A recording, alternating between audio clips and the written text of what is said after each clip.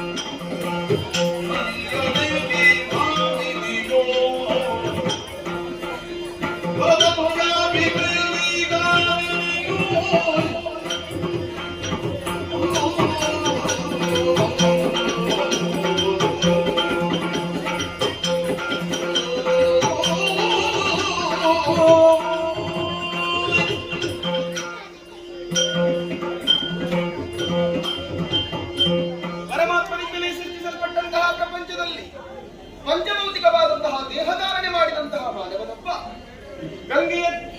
ಗಂಗೆಯ ಪಾವಿತ್ರತೆಯನ್ನು, ಅಗ್ನಿಯ ತೇಜಸ್ಸನ್ನು, ಭೂಮಿಯ ಕ್ಷಮೆಯನ್ನು, ವಾಯುವಿನ ಚುರುಕುತನವನ್ನು ತನ್ನಲ್ಲಿ ಅಳವಡಿಸಿಕೊಂಡನು ಎಂದಾದರೆ ಜೀವನ ಪಾವನವಾಗುತ್ತದೆ ಎನ್ನುವ ಹಾಗೆ ಲೋಕಮುಖಕ್ಕೆ ತೋರಿಸಿಕೊಟ್ಟಂತಹ ಕಶ್ಯಪ ಬ್ರಹ್ಮನಿಂದ ವಿಜಯದೇವಿಯ ಗರ್ಭಾಪದಿಯನ್ನು ಪಾವನಗೊಳಿಸುವುದರ ಮೂಲಕವಾಗಿ ಈ ಇಳೆಯ ಬೆಳಕನ್ನು ಕಂಡವಳು ನಾನು. ಮಾಲಿನ್ಯ ಎನ್ನುವ ಹಾಗೆ ಶುಭ ನಾಮವನ್ನು ಇರಿಸಿದವರಿದ್ದಾರೆ.